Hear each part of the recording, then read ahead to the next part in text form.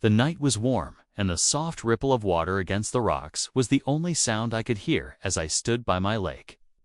That lake wasn't just water, it was a piece of my soul, a place where my late father had taught me how to fish, where my kids had learned how to swim, and where every sunrise seemed to wash away life's troubles.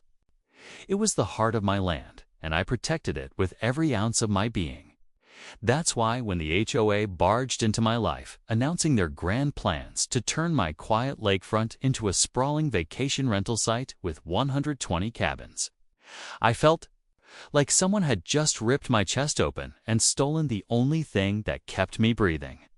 The papers, the threats, the smug smiles, they acted like I was invisible.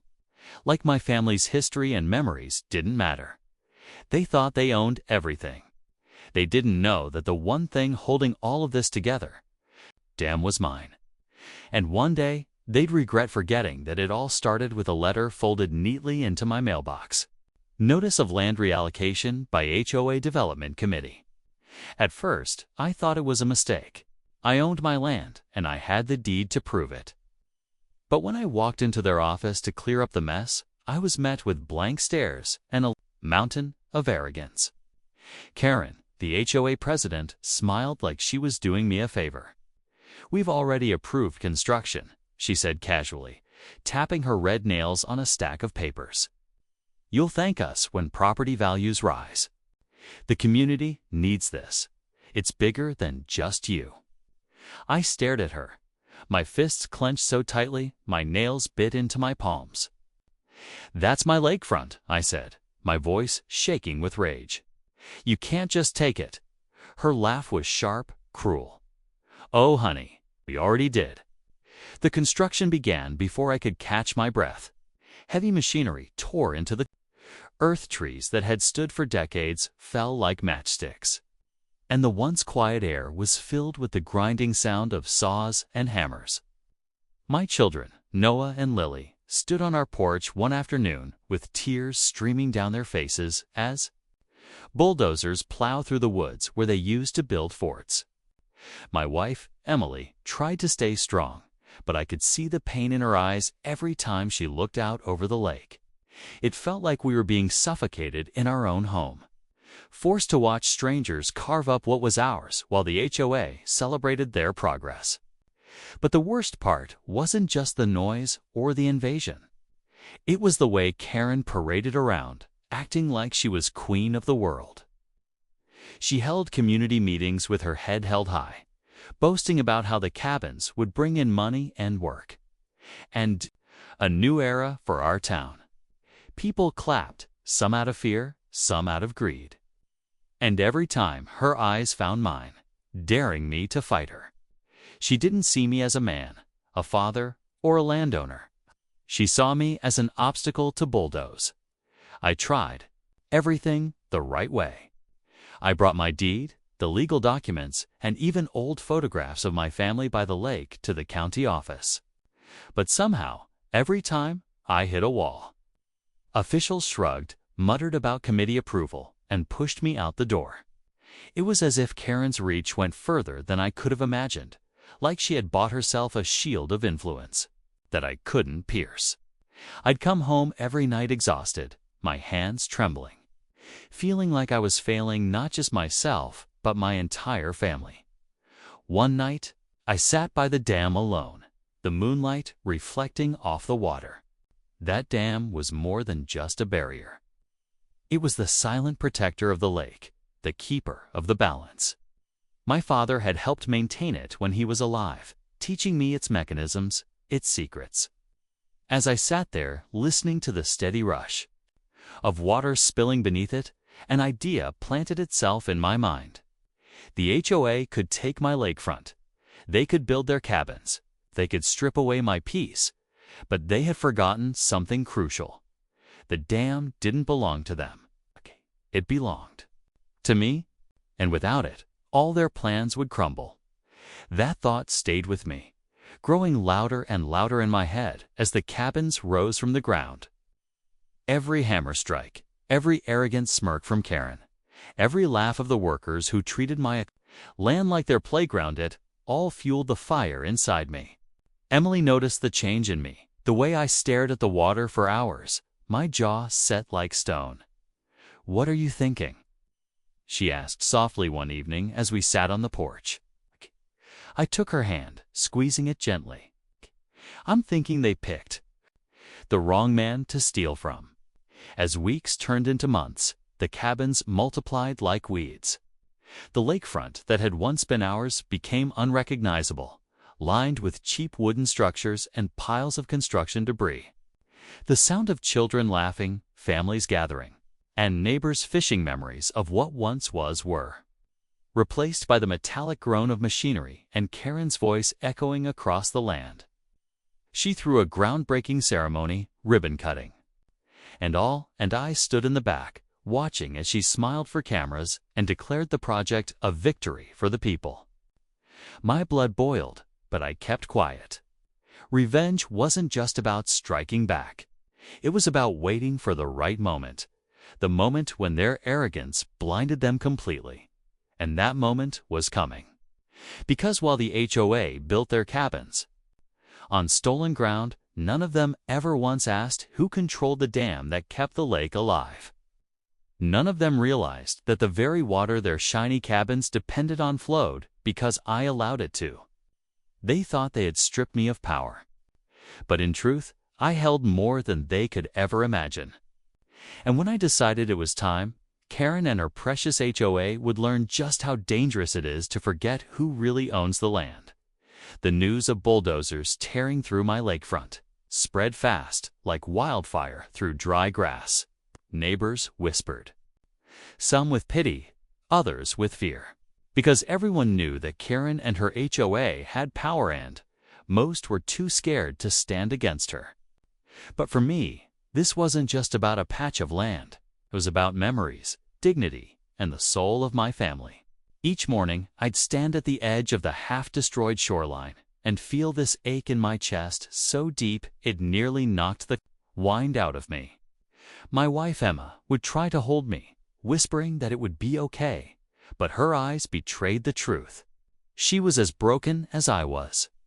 Our kids asked why the trucks were tearing down the trees where they used to play, and I had no good answer. How do you tell children that greed had stolen their happiness? The construction site was chaos. Piles of wood, concrete blocks, and steel beams stacked high against the horizon where our quiet lake once shimmered. I would drive past slowly, jaw clenched, watching strangers in hard hats yell at each other, hammer nails, and tear into the land like it was theirs to ruin. Karen strutted around the site like a queen, clipboard in hand, her high heels sinking into the dirt, barking orders at the workers as if she owned every inch of it. Every time our eyes met, she smirked. That smug smile lit a fire inside me hotter than anything I'd ever felt. She wanted me to break. She wanted me to roll over and disappear quietly. But that wasn't who I was. One evening, as the sun dipped low and painted the water with streaks of orange and pink, I sat on the porch. With Emma, she brought me a cup of coffee, her hand trembling slightly as she set it down. "We can't live like this, John," she said softly. "They're suffocating us. You need to do something before it kills you."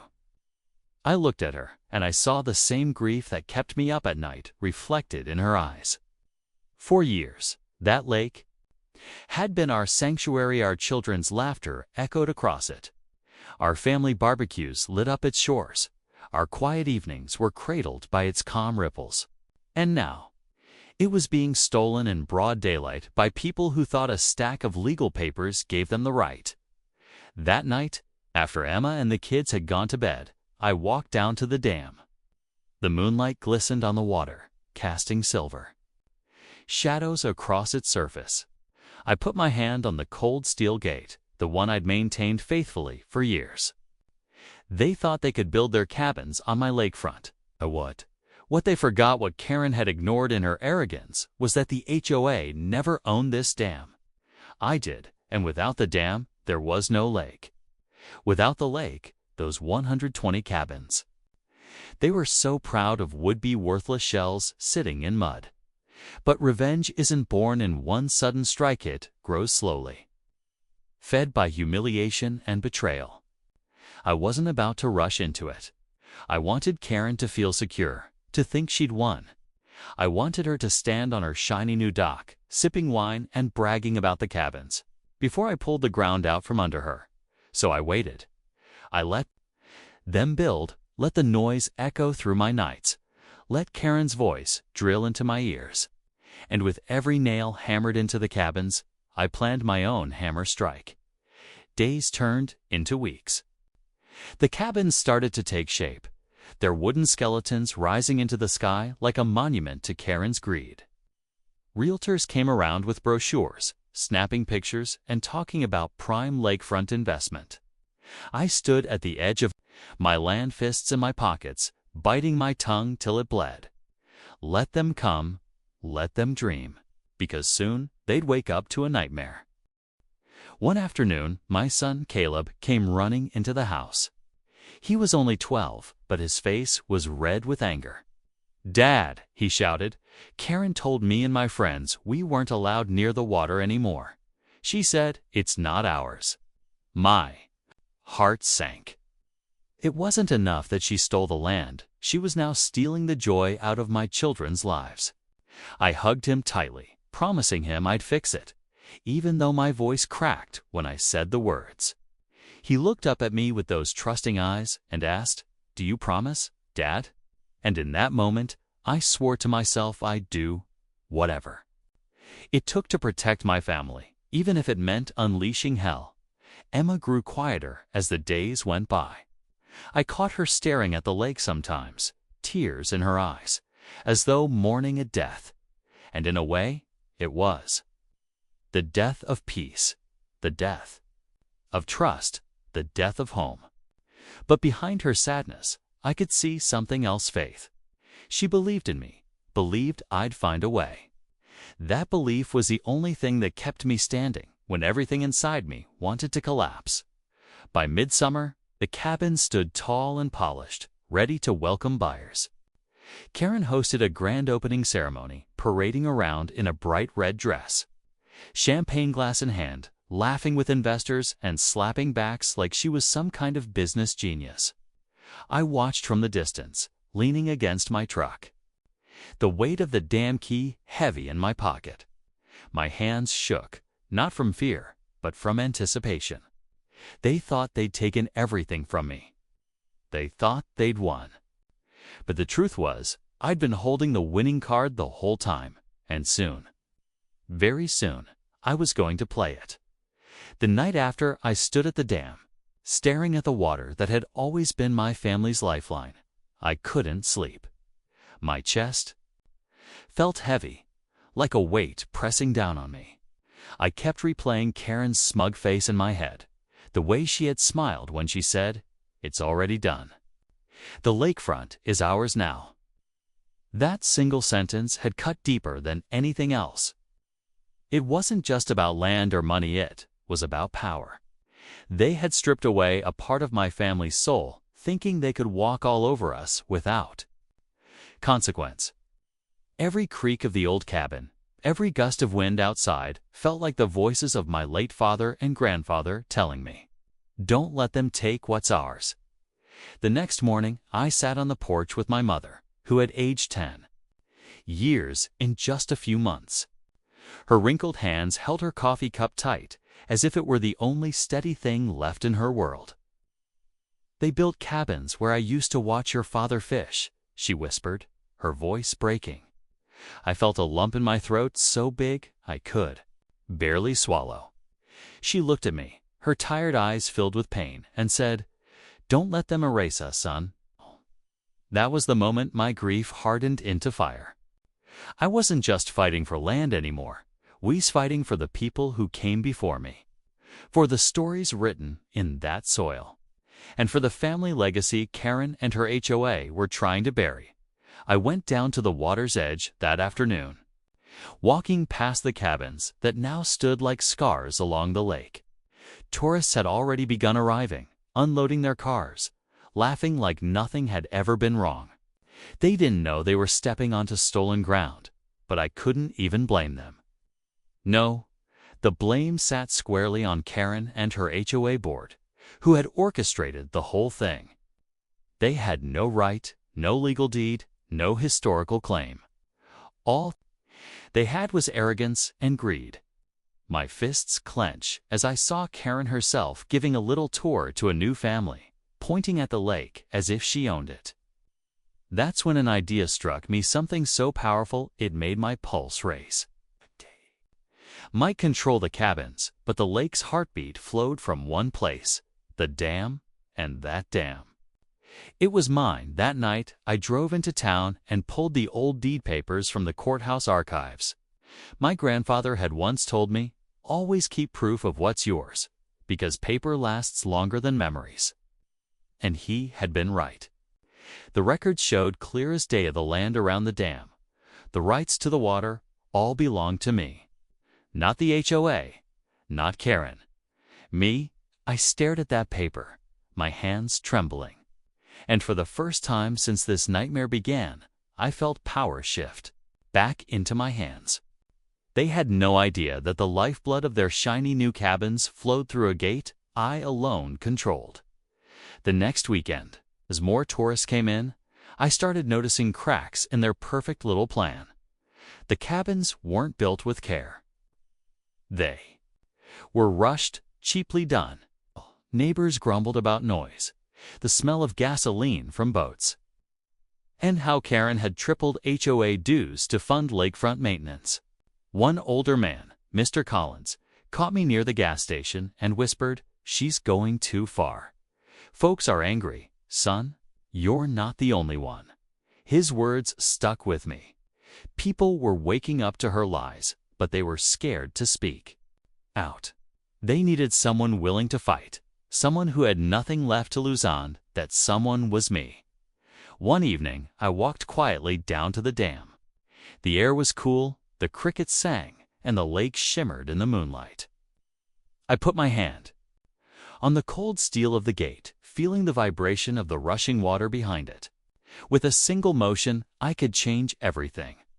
But I wasn't ready yet. This wasn't about reckless revenge. No, I needed to make them understand, to make Karen feel the same helplessness she had made my family feel. Justice wasn't just about destruction, it was about revelation. Still, as I stood there, the sound of the water roared in my ears like a promise. The breaking point came 2 days later. My cousin Michael, who had been visiting with his kids, decided to take them swimming near the edge of the lake. Karen spotted them and stormed down the dock, screaming, "Get out! This is private property now." Her shrill voice carried across the water, embarrassing Michael and terrifying his kids. When he tried to explain, we had been swimming there for decades, she sneered and said, "That was then. Now, this lake belongs to us." I was there, saw it all. My blood boiled so hot, I thought my skin might burst. I stepped forward, my voice shaking but steady, and shouted across the dock, "This is my land, Karen. That dam up there, the one holding this water, it's mine. You're trespassing every second you touch this lake." For the first time, I saw something flicker in her eyes, fear. She went pale, frozen, her mouth opening, but no words coming out. Word spread fast after that. Neighbors started whispering, asking questions, realizing maybe Karen wasn't the queen she pretended to be. Families who had paid thousands to rent cabins wanted answers. I became the talk of the lake, not as the quiet man who lost everything, but as the man who held the keys to it all. I didn't even need to touch the dam yet. Knowing I controlled it was enough to shake Karen's perfect little empire. She tried to save face, brushing it off, but the cracks were spreading fast. And as I watched her squirm, I knew one thing for certain. I hadn't even begun to fight yet. The real storm was still coming, and when it hit, the HOA would learn the hard way what it meant to steal from a family that never let go of its roots. The morning air was crisp, carrying the faint scent of wet earth and sawdust from the construction site. I walked along the shoreline, my boots sinking slightly into the muddy bank where the lake had been calm just months ago. The cabins stood like arrogant sentinels, their wooden frames gleaming in the sun, but the water behind them, my water, was still mine. I could feel it pulsing beneath the dam, a quiet power waiting for its moment. Karen had become careless. She laughed too loudly, barked orders too confidently, and assumed her cameras. Her fancy legal letters and her HOA committee could hide the truth, but the truth was unstoppable. That afternoon, I spotted Karen supervising a crew near the edge of the largest cabin. She was pointing at the foundation, checking angles, snapping pictures, and giving instructions like she was building an empire. I watched from the tree line, silent, calculating, and letting her arrogance feed the fire in me. The workers moved. Like clockwork, unaware that the entire lakefront, the very resource their cabins depended on, flowed because of me. Every hammer strike, every laugh, every smug glance she gave the neighbors reminded me of how far I'd fallen and how close I was to rising again. Back at the dam, spent hours checking the water gates, ensuring everything was in perfect working order. My father had taught me these mechanisms, how a tiny adjustment could control the flow of thousands of gallons, how a single lever could redirect rivers if needed. I tested them repeatedly, feeling the weight of responsibility, knowing that the balance of power rested entirely in my hands. The HOA thought they controlled the land, but they had no clue who really held the lifeblood of the lake. That realization alone made my pulse quicken. Patience, I reminded myself, would make the eventual strike all the more satisfying. That night, I overheard a conversation between some of the cabin buyers who had come to inspect their future vacation homes. They were laughing, drinking, celebrating their prime lakefront investment. One said, "I can't believe how fast this happened. It's going to be amazing here." Another laughed nervously. "Yeah, nothing could possibly go wrong with this." Nothing could possibly go wrong with Karen in charge. I suppressed a smile. Nothing indeed. They had no idea that the foundation they were celebrating sat on water that could disappear at my command. The irony was almost delicious, like a secret shared only with the night and the whispering trees. The next morning, I received a call from Mr. Collins, the older neighbor who had once warned me about Karen's overreach. His voice was urgent. "John, Karen's pushing it too far. People are complaining, the cabins aren't stable. And I think she's cut corners on the safety checks. Someone's going to get hurt if this keeps up." My jaw tightened. This was exactly the kind of chaos I had predicted. Karen's arrogance blinded her to reality. She had no contingency, no understanding that the lake was a living, breathing part of the ecosystem she was trying to monetize. And soon, the consequences would be hers to bear. By late afternoon, I stood atop the dam, the wind whipping through my hair, and looked down at the shimmering surface of the lake. I could see the reflection of the cabins, the people walking along, the docks, and Karen herself, strutting like a victor in a kingdom that wasn't hers. My fingers tightened on the lever. I didn't pull a teed, but I felt the immense potential of what I controlled. A simple shift could send a wave of panic through the entire construction site. I imagined the chaos cabins half submerged, foundations weakened, tourists screaming as the water surged unpredictably. And I smiled quietly to myself, knowing that justice often comes in quiet, calculated ways before it roars. That evening, I sat with my family around the kitchen table. Emma looked tired but determined. Caleb and Lily drew sketches of the cabins, their little minds trying to make sense of what had been stolen from them. I leaned back in my chair, feeling the weight of everything, yet also a surge of hope. "We'll fix this," I told them. "They might have taken our lakefront, but they've underestimated the dam. And sometimes, one man with patience and the truth can do more than any committee or lawyer." The following week, Karen held another HOA meeting at the site. She was beaming, presenting progress reports, showing glossy photos of cabins. Nearly finished. She didn't notice my figure in the back, arms crossed, quiet but deadly. Her confidence, her sense of invincibility, was almost painful to watch. I listened as she lied through her teeth about water management, environmental safety, and community benefit.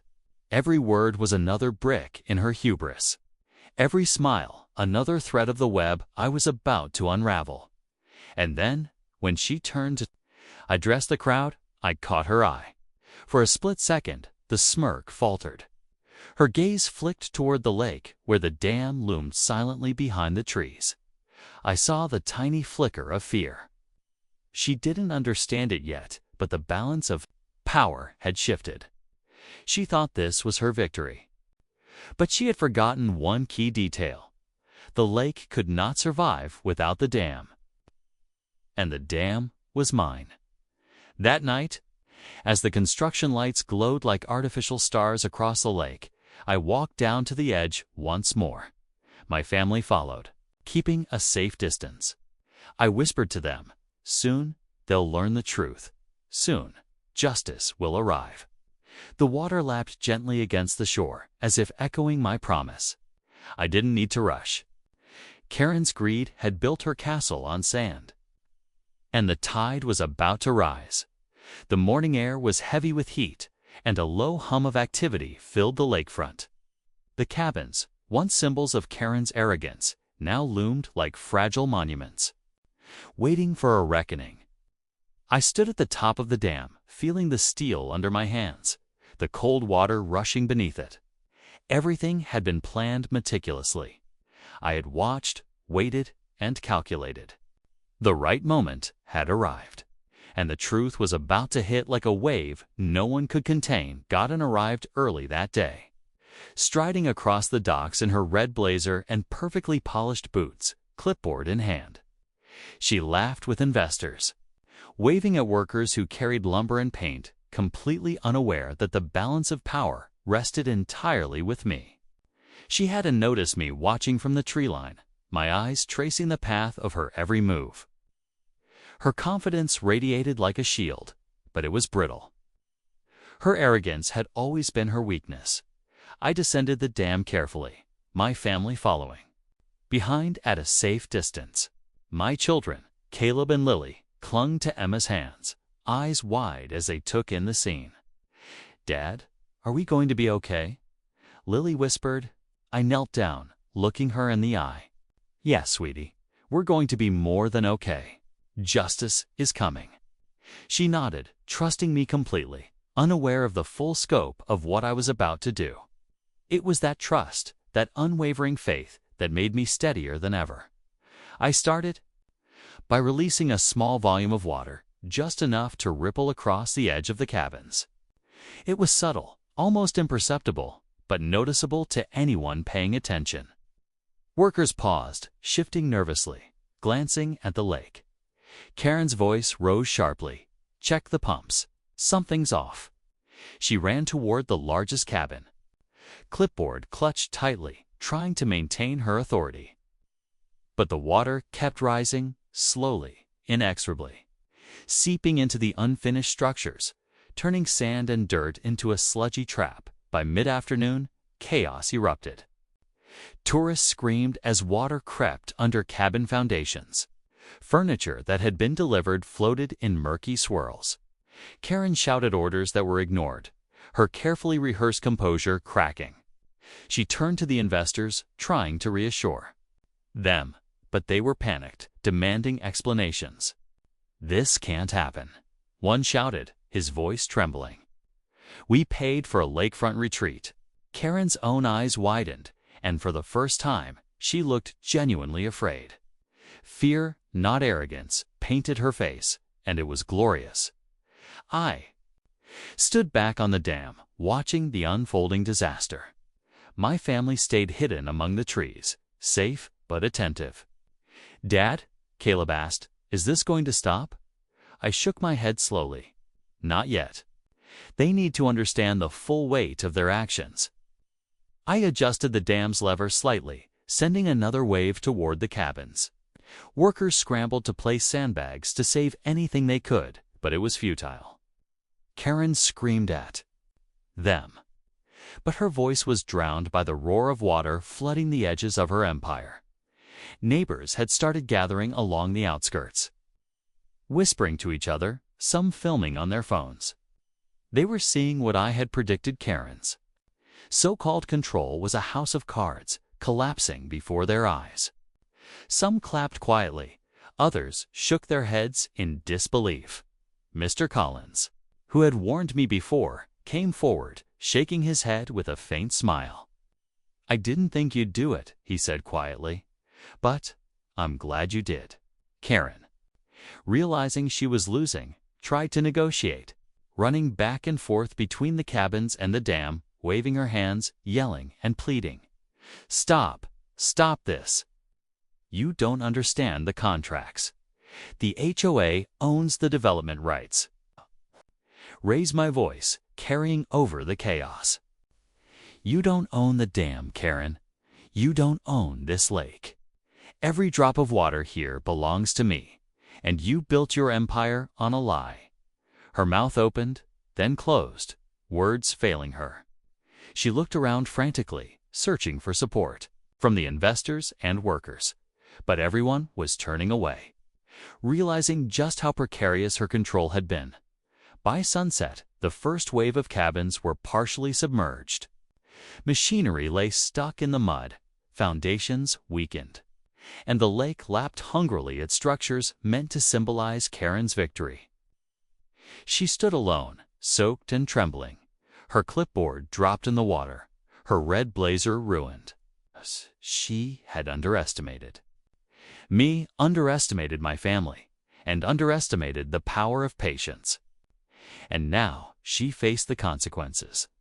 My children emerged from the trees, eyes wide but filled with awe. "We did it, Dad." Caleb asked. I knelt down, holding him close. "We didn't just do it, son. We reminded everyone that greed has limits. That arrogance has consequences. And this is justice." Emma came to my side, holding Lily's hand. And we watched Karen retreat toward the nearest road, her heels sinking in mud, her face pale with fear and shame. The investors muttered. The workers panicked, and the lake remained under our control. Calm, steady, unstoppable. The first wave of chaos had hit, and the message was clear. No one disrespected my family or our land and got away. With it, that night, as we sat on the dock, sun setting behind the remaining cabins, I felt a sense of relief and triumph wash over me. This was just the beginning. But it was the sweetest part, seeing Karen stripped of her invincibility, watching her realize that control built on lies and greed was temporary. My dam had spoken, and it had told the truth. The morning after the first wave of chaos, the lakefront was unrecognizable. Muddy water pooled around cabins, machinery lay half submerged, and the air was thick with tension, screams, and disbelief. Neighbors had begun to gather in small groups, whispering, pointing, and filming. Karen's empire was crumbling in real time, and she had no one to blame but herself. I stood at the dam, my hands on the cold metal, watching the chaos unfold. With a quiet satisfaction, every piece of construction, every arrogant smile, every dollar she had thought she owned, it was all slipping away like water through her fingers. Karen was frantic. She ran back and forth across the docks, shouting orders that went unheeded. Workers tried to salvage their tools, their materials, but the water kept creeping, undermining foundations, flooding basements, and turning pristine decks into soggy ruins. Her face was red from shouting, her hair plastered to her forehead from sweat and fear. At first, she tried to maintain composure, but the moment her investors started panicking, her mask cracked entirely. One man shouted at her, "We were promised stability. This is your fault." Her usual confidence faltered, replaced by the raw panic of someone losing everything in a heartbeat. I walked down the shoreline, the mud squishing under my boots, and made sure my family stayed back on higher ground. My children's eyes were wide, watching the downfall unfold with a mix of awe and relief. Caleb whispered, "Is she? Is she going to be okay?" I shook my head, gripping his shoulder. "She's going to survive, but not as she thinks." This is a lesson she needed to learn, and she'll remember it for the rest of her life. Lily hugged my leg, eyes shining. "Dad, we did it." I smiled faintly, my heart full. We did more than that. We protected our family, and we reminded everyone that greed has limits. By mid-afternoon, Karen's arrogance had completely evaporated. She stood on the largest dock, soaked, shaking, trying to negotiate with contractors, investors, and even neighbors. Nothing worked. People began to see her true nature: the lies, the manipulations, the abuse of power. Some investors muttered about pulling their funds, others refused to step back onto the docks. And a few workers quietly walked away, unwilling to be part of the disaster. Karen screamed, shouted, and gestured wildly, but it was like barking at the wind. The lake had reclaimed its authority, and she had no control. Neighbors started approaching me cautiously, eyes wide with curiosity and fear. You did this?" one asked. I nodded calmly. "I didn't start it," I said, "but I made sure that justice was done. That lake, that dam, and this land, it's ours. Not hers, not the HOA's, and not anyone who thinks they can bully their way into control." Some nodded, some whispered thanks, but all eyes were filled with the realization that Karen's power had always been an illusion, a fragile shield against the truth. Meanwhile, Karen tried to salvage what remained of her image. She called emergency meetings, sent frantic emails, and demanded inspections, but no one took her seriously. The flood of water and the collapsing cabins had already spoken louder than her words ever could. The news even began spreading to the county offices, and local media headlines hinted at a disaster, an HOA misstep, and growing tension in the community. The woman who had once ruled with arrogance now faced whispers of scandal, her credibility in tatters. That evening, I walked along the dam with Emma, Caleb, and Lily. The sun was low, casting golden light across the disturbed lakefront. The cabins were partially submerged, the docks twisted, and the ground torn apart, but my family was safe. The lake was under our control, and Karen had finally learned the weight of overreach. I looked at Emma, her face tired but resolute. "This isn't just revenge," I told her softly. "It's restoration. We've taken back what's ours and shown the truth. That's the real victory." She nodded, resting her head against my shoulder. And for a moment, everything felt right again. As night fell, Karen's isolation became painfully clear. Her expensive car sat in the mud near the main road, stuck and useless. She trudged home, on foot, soaked, humiliated, and utterly powerless. The neighbors watched her pass quietly, no one offering help or sympathy.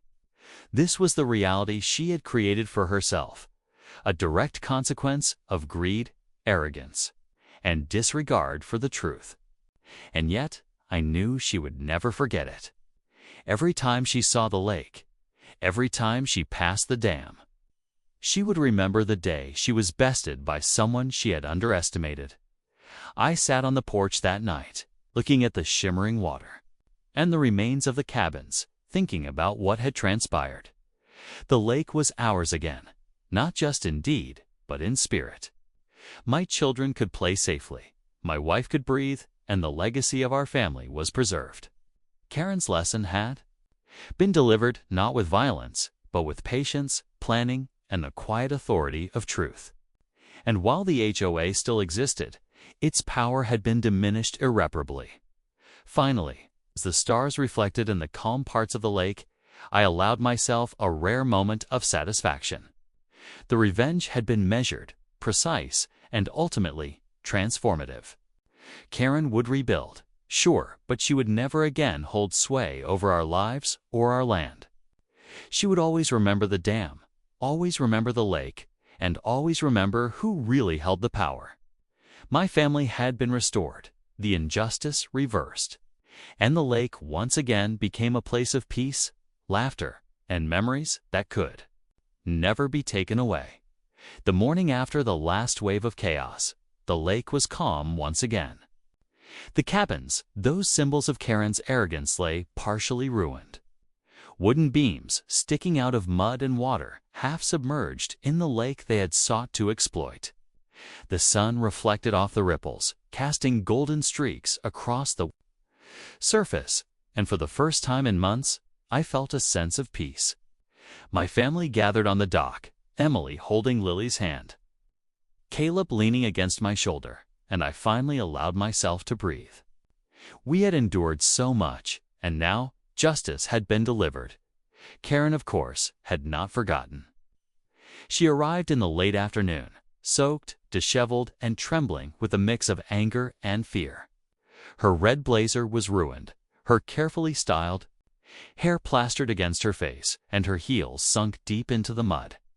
She had spent the past days calling contractors, investors, and the county office, trying desperately to regain control. But the lake and the dam would not yield. She had been humbled, stripped of her facade, and everyone watching knew it. I approached her calmly, my boots crunching in the mud. "Karen," I said softly, but firmly, "you had a choice. You could have respected my family, respected this land, and avoided all of this." Her lips trembled, but no words came. She opened her mouth, tried to form an argument, but nothing coherent emerged. Her empire of arrogance had been washed away, and for once she had no script, no power, no authority. The neighbors who had gathered along the shoreline whispered among themselves. Some stared, some shook their heads, and some filmed quietly on their phones. Everyone had seen the collapse of Karen's empire, the evidence of greed punished by truth. People whispered about fairness, justice, and the courage it took to stand up to someone so powerful. I felt a quiet pride, knowing that this moment wasn't just about revenge. It was about exposing the truth and reclaiming what was ours. I turned back to my family. "This lake, this dam, this land, it's ours," I said. "We will protect it, and anyone who tries to take it without respect will see the same consequences."